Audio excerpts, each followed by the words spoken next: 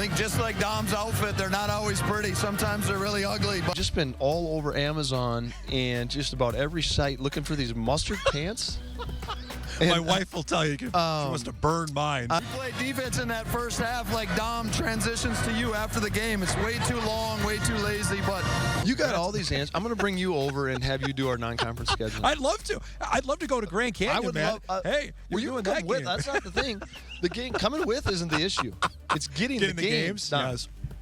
Well, now you actually saw it in person, Dave Richman. What do you make of our intro that we have? That is the first time I've seen it.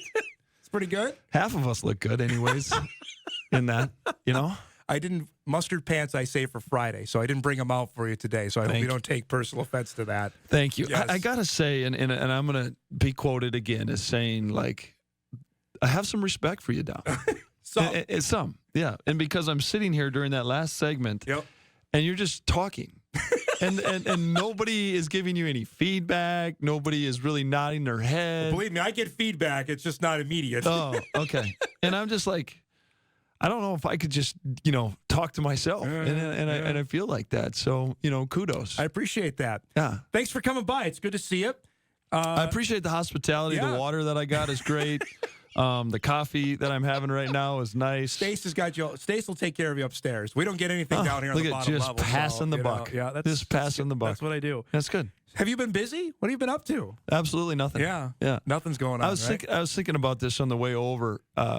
You know how it's so easy to pay for things, right? You have you can just tap or you can do whatever. Yep. I'm going to just insert a chip in my shoulder because I'm going to start charging. Like if I'm out publicly, I am pure entertainment for people. Nobody wants to talk about their job. They just want to talk about my job. Of course. So I'm going to start selling it a little bit. This is a entrepreneurial idea. So An app. I need an app. I have to tell, full disclosure, you called me a couple weeks ago and said, hey, I think people actually watch your show. Yes. Yeah.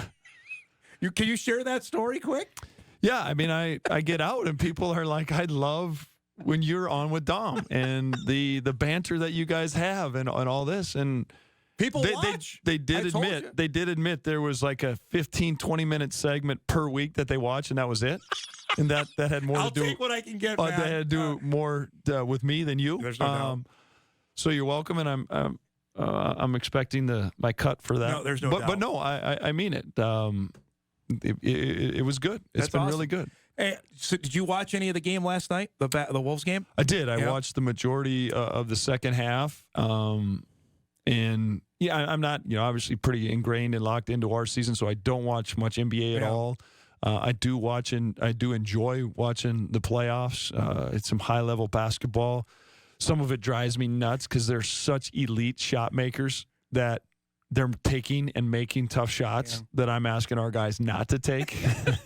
But they're seeing that, right? Correct. Your guys see that. Then they see that. But, there was a big, Van Gundy was talking about it last night. The Wolves were in drop coverage, right? And they're chasing the ball over the ball screen and they're in drop coverage. And Luka's just getting to his spots, carving out his niche and making those shots. And I dropped my vehicle off this morning to get some service and somebody recognized me and they were talking about it. And I just said, those are tough shots. Those are tough shots. And you got to adjust some of your ball screen coverages this way and that way. But these guys are so big. They're so smart. And that's what our guys need to understand too. If our guys are listening, those guys are working at it constantly. Yeah. This is their craft. This is their job. This is their profession. And they're obviously really good at it. Luka looks like the most unathletic player, but he's just phenomenal. I hate how much he talks to the refs, but he's phenomenal. And I've fallen into that trap. I've been honest with you. I don't think he's always engaged offensively. Yeah. He's a palms up, whining, complaining to the officials at times.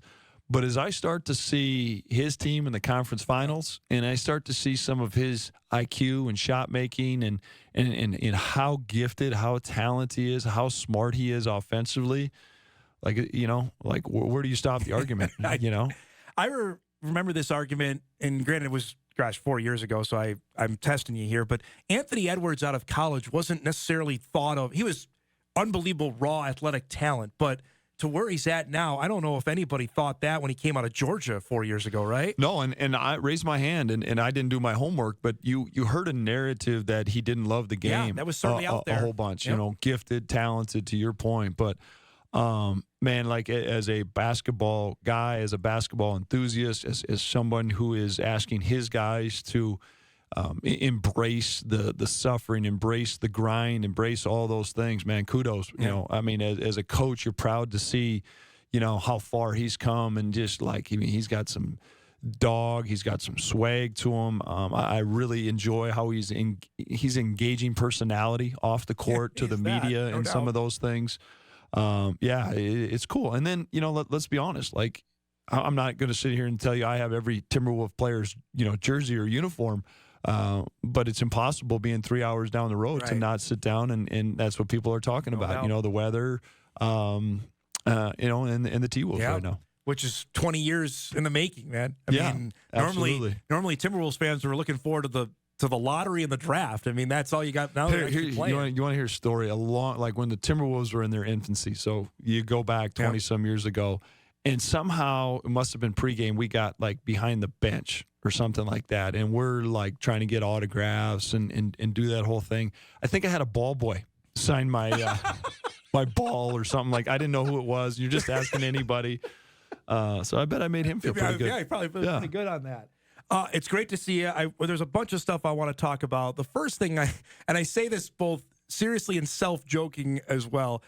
This whole process of what you had to do to reshape your roster, to just make your skin crawl, because I know where the portal is at, and you have to literally build a roster again.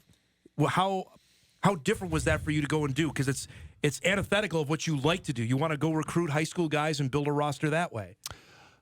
I obviously sit and do a whole bunch of soul searching, Dom, and I've been at North Dakota State, and by no means have we figured everything out. But we have, in particular, besides the last 3 games of this season, we've had a tremendous amount of success. And something that I've learned is the moment I stop learning, the moment I stop growing, the moment I stop wanting to be better, I need to do something else. And as much as these times are different, I'm going to be honest, there's some things that I don't agree with. There's some things that are different than I've done in the past.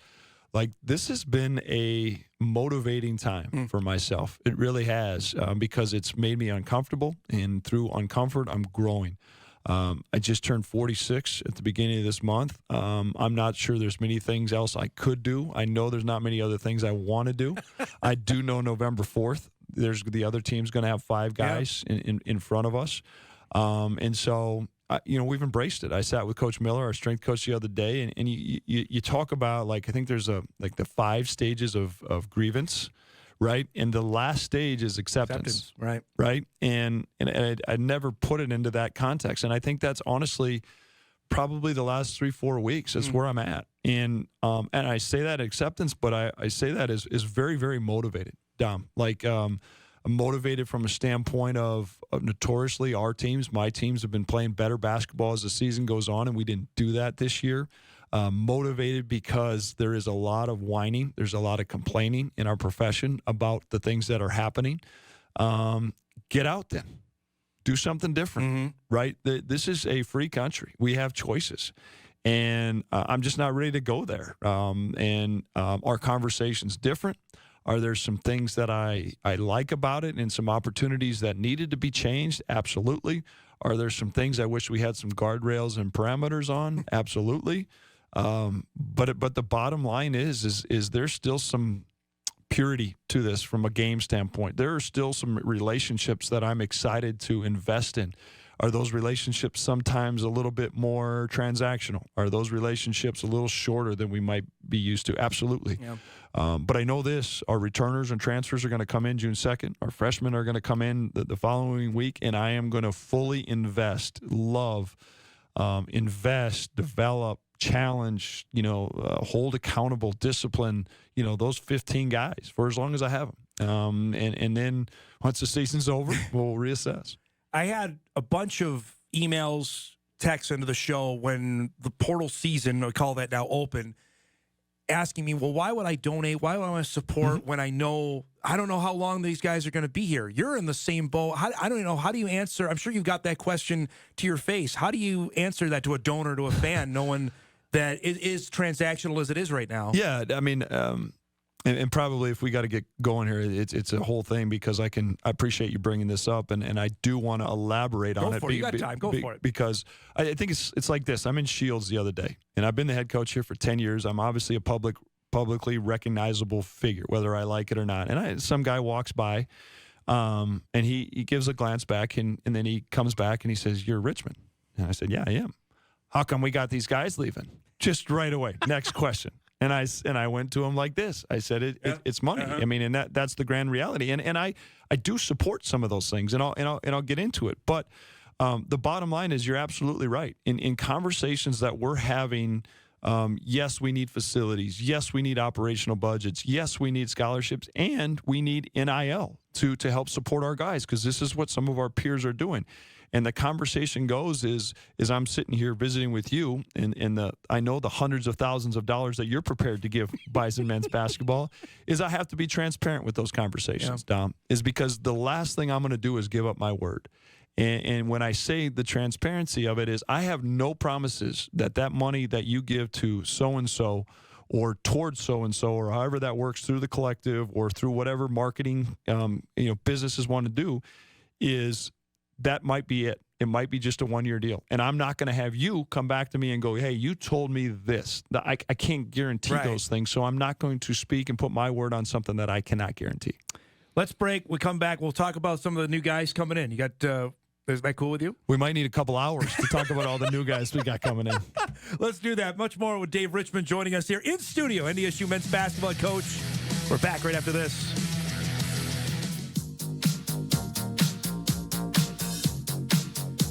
All right, welcome back, everybody. Dave Richman joining us here in studio for a couple more segments here. We were just visiting off air about my favorite topic with you, about scheduling. How's that going? Yeah. Next topic. We think we know who's in the Summit League, right? So you at least know who you got there. Yeah, but when did Western leave last year? Right about now. Okay. Right about now. Yep. So unless you're going to be talking about adding somebody right about now, then just shut your mouth, right? Don't jinx anything. Yeah, it was interesting. Luke Strage, brand new, he's got all kinds of great ideas, right? And he says the other day, we're talking scheduling, he says, we need to schedule some wins. I said, yeah, we need to schedule some games, Luke. Like, right? We got to fill out a schedule. And I think, you realize past successes, location, different parameters, like, yeah, a little easier said than done. That's a whole other topic I could waste an hour on. Let's talk about the guys you added here through the portal. Couple local guys. Pat Bath is really interesting to me. Grew up in I'm going to Fargo. stop you here. And absolutely, I'm excited to go into those guys. But first and foremost, I don't care who's listening, the new guys coming in. I really want to talk and celebrate about the seven guys that were here this spring. And they just were dynamic. They had an unbelievable offseason. Recovering their bodies, getting stronger with Coach Miller. They poured themselves into, the skill development, with our staff. And, the challenging part and the part that I'm just not going to compromise is we offer an opportunity, and that's it. Yep. No promises and guarantees of shots or minutes. And after one of their very first workouts this spring, before we had signed anybody, I said, hey, now you guys are going to host guys, a bunch of guys coming in. Some of those guys are going to be playing your position. Right. And I'm going to tell you the same thing I'm going to tell them. I'm offering them and you an opportunity to next year compete for it. And they looked me in the eye and nodded their head and embraced it. Yeah. And those guys, our staff did a good job of navigating the portal. Our staff did a good job of bringing guys here. But it's our guys. It's our current roster. It's those guys that end up being the last pitch, the last, like, hey, what's really Coach Richman like? Here's a day-to-day, and this is what it's like. This is what it's like. And here's the other thing.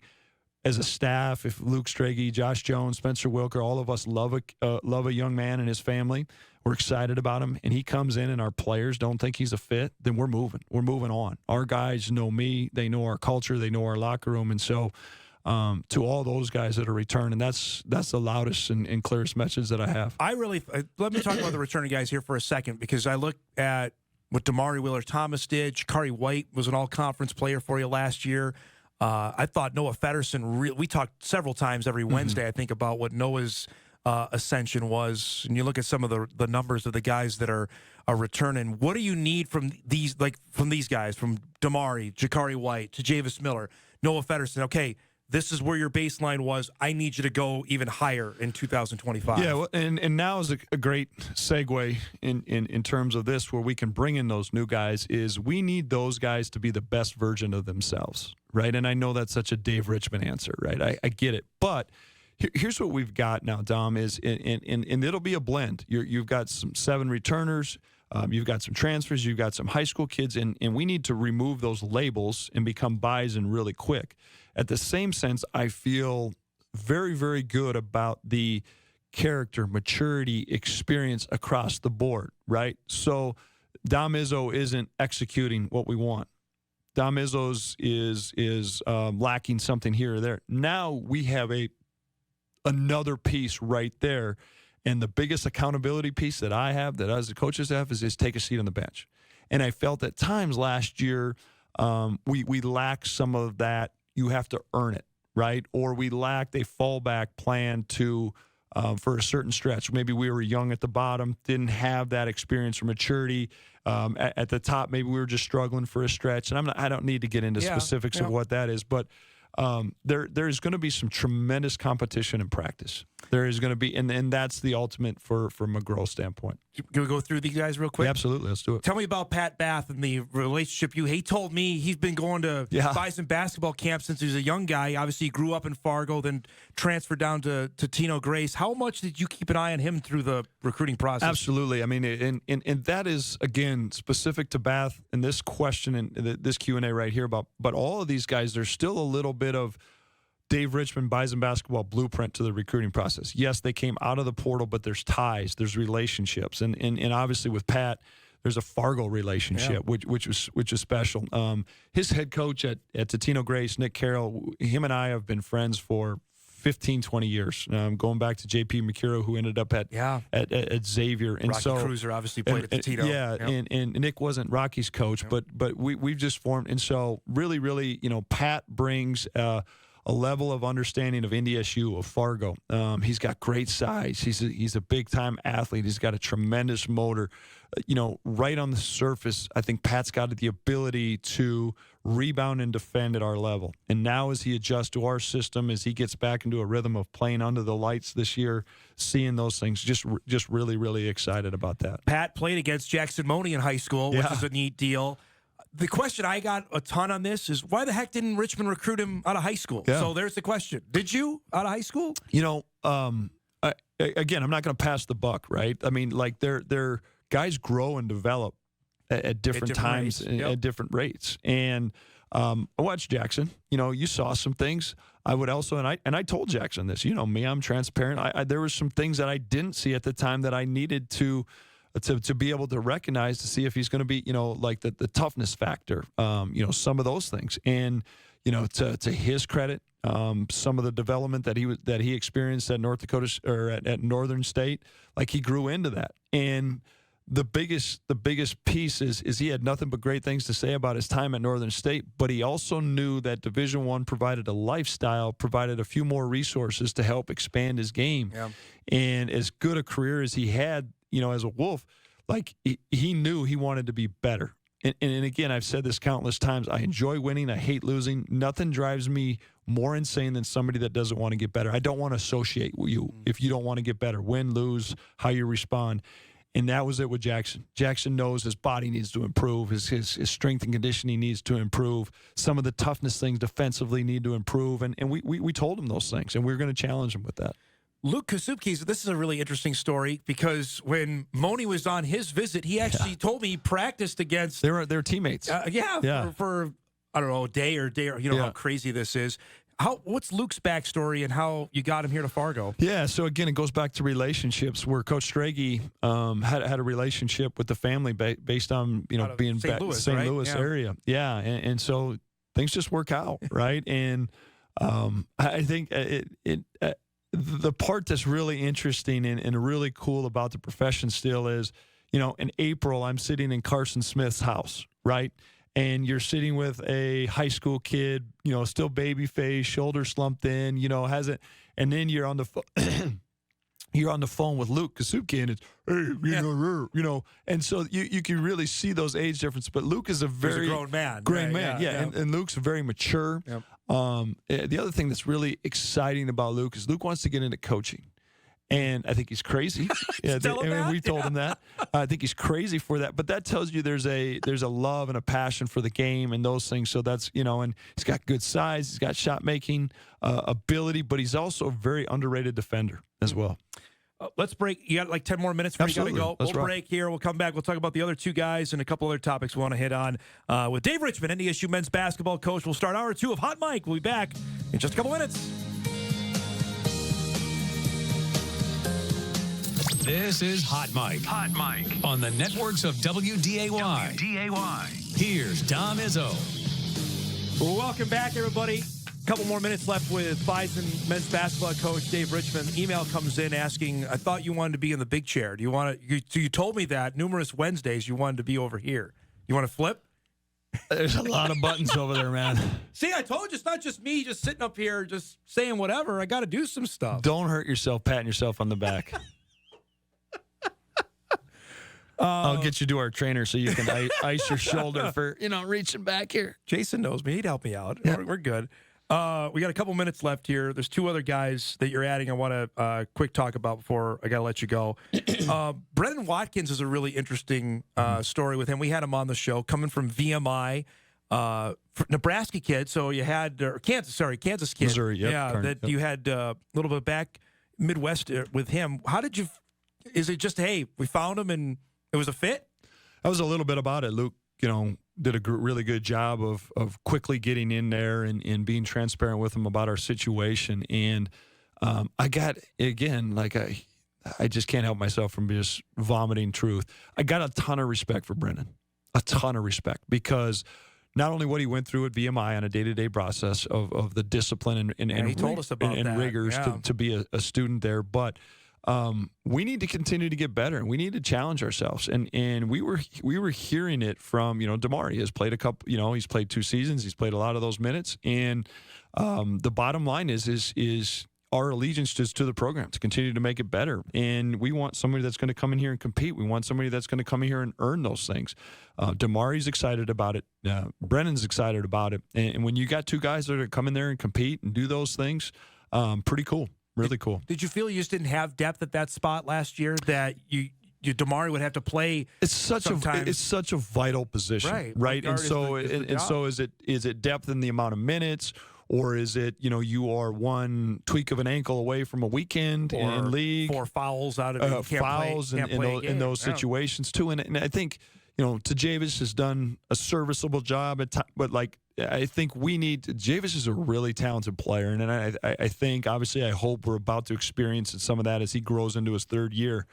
But to allow him to just be that best version of himself off the ball consistently and not bounce him around to a whole bunch of positions. Mason Miller coming in from Indiana State. Was this a guy did he leave an imprint when you played Indiana State? Did he leave any kind of mark, or was this just another relationship kind of deal? So it is a relationship. Number one, Iowa is always a state that we're going to be involved in the high school recruiting, and we have contacts and relationships.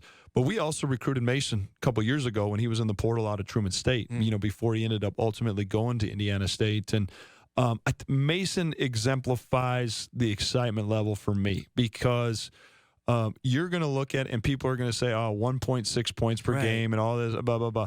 Go look at the 2 kids he played behind. One's at Texas. I believe 2 are at Texas now. One's at SLU, St. Louis U. Like a really, really good player, really tough kid. But he's also, I believe he was the Missouri Valley Student Athlete of the Year when it comes to basketball. And in our program, when it comes to like Brennan, when it comes to Mason, they bring a leadership component. They bring an experience. They bring a maturity that they're going to handle their business. And they're not like Brendan Watkins was unbelievable in the recruiting process with, wanting to be involved with everybody. As soon as someone would commit, hey, can I get their number? And start to form that, not just a team, that family that we need. I'm interested that 3 of these guys play in the Missouri Valley. You and I have talked often about the level of basketball in that league. Is that just a happy coincidence to say, okay, if you're good in that league, we know you can be good in the Summit League? I think that's part of it, and then it just fits. It's just different circumstances. It's how Luke Kasubke sits back and he was late to go into the portal, but he's watching how their roster there is materializing and maybe sees a less of a window or however, right? And sometimes just you need just something new. You need something fresh, and hopefully we can provide that for them, and they can provide that for us. This is a bigger picture question maybe to end on. When you look at the awards came out, Summit League first and second team, and one of those guys is back. Is that just what we're going to deal with it? This is what we're going to have to deal with, right? It's just, you're going to have to deal with that. Yeah, it's just the reality. Yeah. Is it different? Absolutely. Is it different? Is it a little bit unfortunate in some things? Absolutely, it is. But guess what?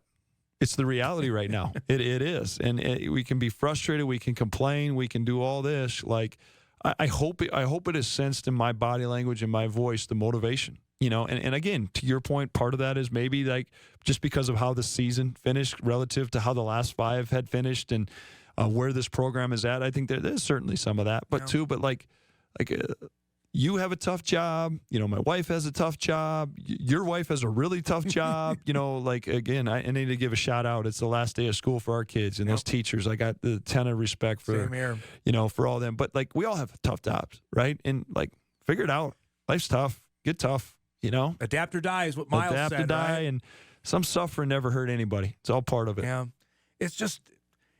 I understand though for fans who come on and email me or text me and say, "Well, how, I get it. How would I support this when I know they're going to be gone?" And I don't have an answer. I know you don't have an answer. Just this is where we're at right now. You are supporting a brand.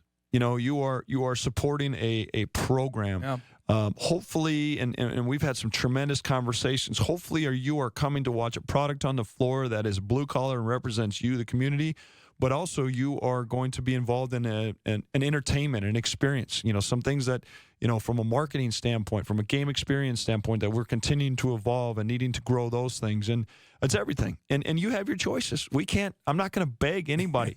But I do know around the country, people are embracing these things, and it is a reality. And part of my job is to get out and tell these stories, is to tell the narrative of these things that are happening, and then it's your choice if you choose to support, and you can support us in different ways too. Is there one coach, college or pro, that you'd like to meet, like to talk? I know you and Brad Stevens, you've got a really good relationship there. Is there one that you haven't had a relationship you'd like to, boy, that guy, he's a great basketball mind. I'd like to figure out how he does that. Yeah, I've had a couple conversations. I got a ton of respect for Matt Painter.